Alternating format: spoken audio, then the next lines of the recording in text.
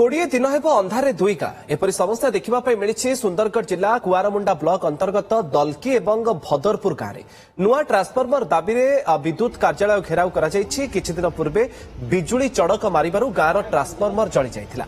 से दिन ठारू विद्युत सेवा गाँव में ठप हो जाइछि। पर ग्रामवासी वीरमित्रपुर टीपीडब्ल्यूडीएल कर्तृपक्ष सूचना देवा सहित नुआ ट्रांसफर्मर लगाइबा पई दरखास्त मध्य देइथिले। हेले 20 दिन ऊर्ध्व दिन बीती जाइथिले सुधा समस्यार समाधान होई नथिबा ग्रामवासी अभियोग करिसेंति। बाध्य होई दुई गाँ लोके वीरमित्रपुर विद्युत विभाग कार्यालय में पहुंची कार्यालय को घेराव करथिले।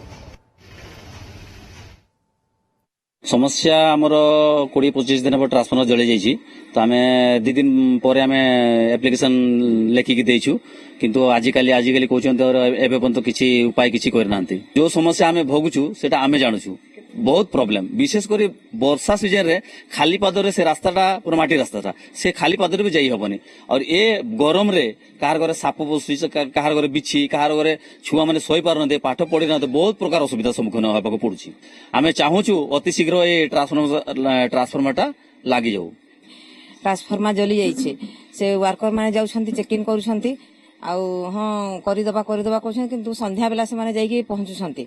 संध्या बेला रे किछि काम होउनी खाली देखिकी पळुछंती। छुआ मानकर तो बेसी पढ़ा एजुकेशन टा तापरे पानी रो समस्या माने संध्या हला माने आमे किछि माने एबे तो किरोसिन भी मिलुनी सेमती अंधारे रहउछु। आमे प्रशासन को जेते माने 2 दिन टाइम दउछु से 2 दिन मध्य रे देले हमकु भल हबो।